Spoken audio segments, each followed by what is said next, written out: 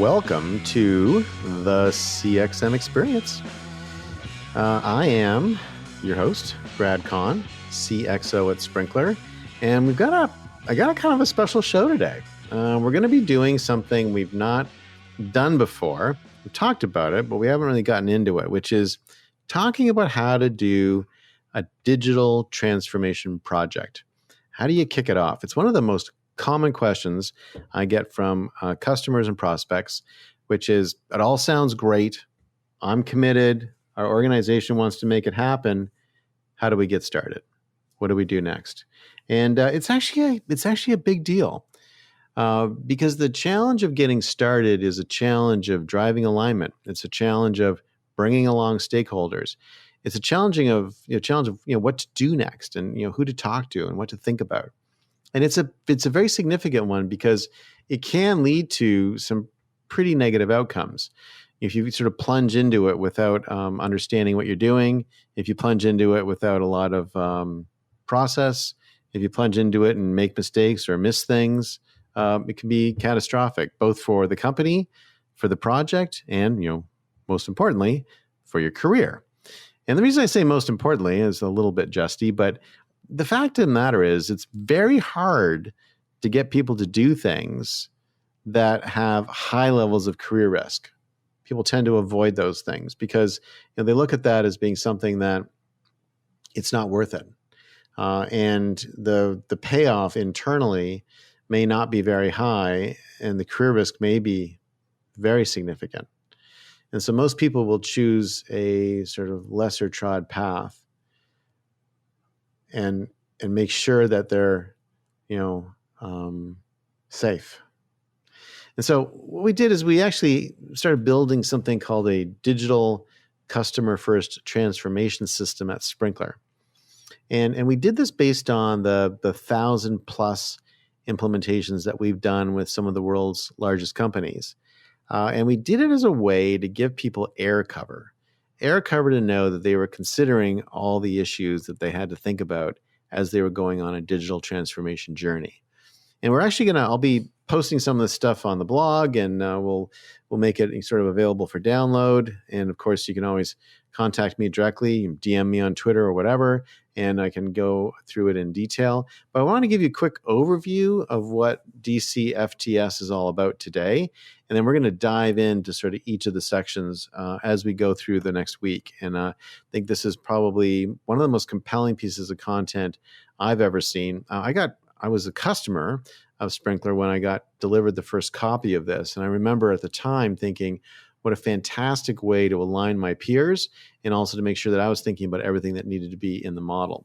So the first thing is kind of the way you think about a digital transformation journey is to really get your value model in line first. There's a potential caveat here, and I'll talk about that in a minute around maturity models. But if you can get a value model lined up, it's very powerful. And what it allows you to do is to say, hey, I want to grow revenue, I want to reduce costs, or I want to manage risk. Those the kind of revenue, cost, and risk are sort of the three primary business objectives that most companies are focused on, one more than the others typically. And then what are the different use cases that I want to bring to life under each one of those primary business objectives?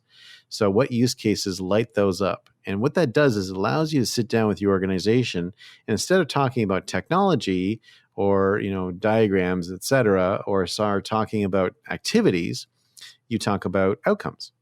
And you talk about outcomes in a way that people are like, yes, that is something that I'd be aligned to, I'd be supportive of. It's a very powerful way to drive alignment. Also a great way to make sure that you're all on the same page, because you may find that people are like, no, we don't think revenue is a big deal. We really need to reduce costs or whatever. The second piece is the capabilities model. So what is needed from the people, process, and technology that you're bringing into place? This is essentially identifying what you need as you start down the path. And so this is a particularly powerful document. And when we go through this in another show, we'll have a lot of fun with it, because it starts to outline all the things you might forget. And this is the thing that gets people scared, which is, as I'm starting down the journey, maybe I can think through the outcomes, but what about all the stuff I'm going to need? Have I really thought it through? Do I have that available? The third step is to define where you are and what's next. And this is the maturity model. Occasionally, I have seen this work better as a first step. So I don't, and this is not like a super rigid thing. It's not like you're launching a rocket here. So you can sort of move things around. But the great thing about the maturity model is it enables you to have a discussion about how you're moving from being brand centric, which is typically the ways most organizations are structured, to becoming customer centric. And so, and there's sort of, we have kind of 4 stages in this, and 2 in the brand, 2 in the customer. Most companies are still brand centric and they're trying to move to customer centric. And this allows you to sit down and have a really frank discussion with the members of your team on where are we on this spectrum and how do we feel about that? And it's not judgmental. It's just like, where are we right now? And what progress are we making and how do we want to get there? It can be helpful as an alignment device earlier if you think that your maturity is very low. So if you're very low in maturity, but potentially there's a disconnect in the organization where a lot of people think that they're customer first, or there's a customer first ideology or slogan floating around the company, but not really being delivered against, sometimes that early stage maturity model discussion can be a very helpful way of helping show that we think we are this way, or we aspire to be like this, but this is how we're behaving. And you can see our behavior is early stage brand centric. And that can cause a penny to drop that may drive some motivation for more serious digital transformation. Then you can say, here are the values that we want to drive, and here are the capabilities that we need. So it just sort of depends a little bit on the situation you're in. Kind of coming out of that, you do need to validate the investment. So we're going to make a big investment here. We're going to make a lot of change happen. There'll be a lot of investment simply in training people and getting people to think in new and different ways. So what's the ROI model? And so we outline a whole bunch of different ways of thinking about the ROI. And what's really great about Sprinklr is there's actually a value realization dashboard in Sprinklr itself these days. And so you're able to actually see on a day-to-day basis what value Sprinklr is generating for you and what ROI that's generating versus the investment you've made. So this ROI piece is super important, and again, makes a really big difference in terms of aligning senior management. Then sort of step 5 is sort of, we're deciding sort of what to do. And there's sort of 3 sort of thoughts in here. One is, what is your functional use case model? So what use cases will light up the value that you're trying to drive? What is your operations model? How are you going to actually put this into action? What teams are you going to bring in? How are they going to work together? What workflows do you need to put in place? All that stuff's super important. And then what is your architecture? So there's a reference model in this, and everyone's architecture is different. And so you have to think about, what is my MarTech stack and other parts of my customer-facing organization? How does my whole front office connect together so I can provide a seamless experience with a 360-degree view of the customer? And all that sort of drives to the sort of outcome of becoming a customer-first digital organization. And today, with digital becoming the way that people go to market, I just had a very interesting discussion with an organization a minute ago, which was literally entirely based on face-to-face events. Their whole business was based on face-to-face events, and they actually, obviously the world changed dramatically for them about a year ago, and they've been sort of fast speed getting and ramping up on digital. They're not ever going to get rid of the digital stuff, even when face-to-face comes back.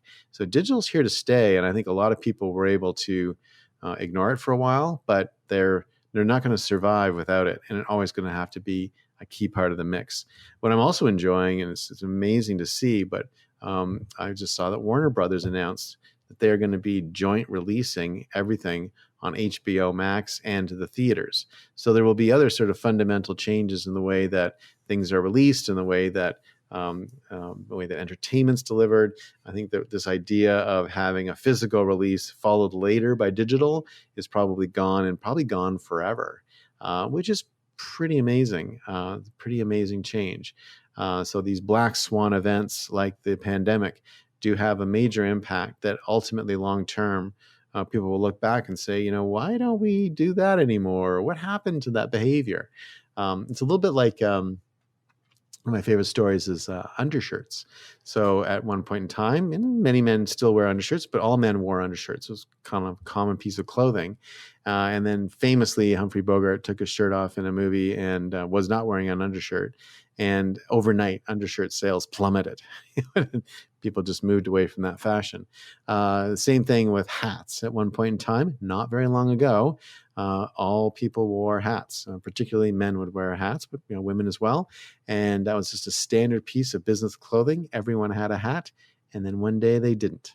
And you always wonder what happened. How did everyone collectively decide to change? And we're going to see the same thing in the digital realm now.